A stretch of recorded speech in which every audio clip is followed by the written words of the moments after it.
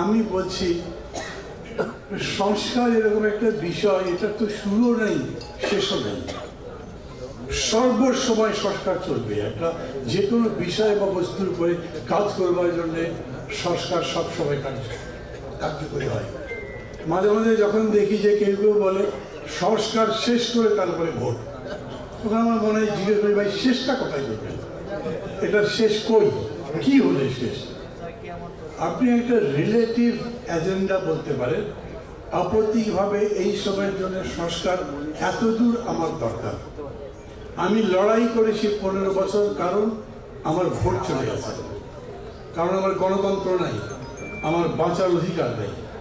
আমি যদি ওই দেশ ফিরে পেতে চাই, যেরকম এই রক্তের মধ্যে যে স্লোগান উঠল নতুন বাংলাদেশ চাই, নতুন বাংলাদেশ যদি চান তাহলে দেশে গণতন্ত্র লাগবে, সেজন্য ভোট লাগবে, এমন একটা ভোট যেটা সবাই গ্রহণ করতে পারে। সেই রকম একটা ভোট করবার জন্য ন্যূনতম একটা গণতান্ত্রিক পরিবেশ লাগবে। আমরা যেমন বলি লেভেল প্লেইং ফিল্ড, সেই ফিল্ড তৈরি করবার জন্য পুলিশ ঠিক করতে হবে, সিভিল বিউরোক্রেসি ঠিক করতে হবে, ইলেকশন কমিশন ঠিক করতে হবে। আমি বলি এটা মিনিমাম।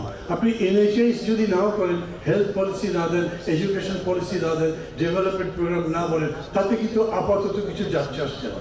আপনার ভোট দরকার, এইটা হলো ইমিডিয়েট প্রেফারেন্স। আপনি অন্তর্বর্তী সরকারকে বলবেন তুমি এইটা করো, সবার আগে তোমার এটা কাজ।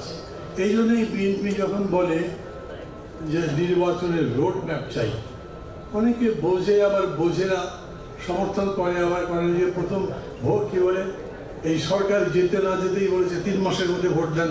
ভাবছে এত লাফালাফি করছেন কেন ক্ষমতায় যাওয়ার জন্য? 3 মাসের জায়গায় 6 মাস বলেছেন, কখনো বলেছে, তবু তো ছাড়ে না। তারপরে গিয়ে বলেছেন যৌক্তিক।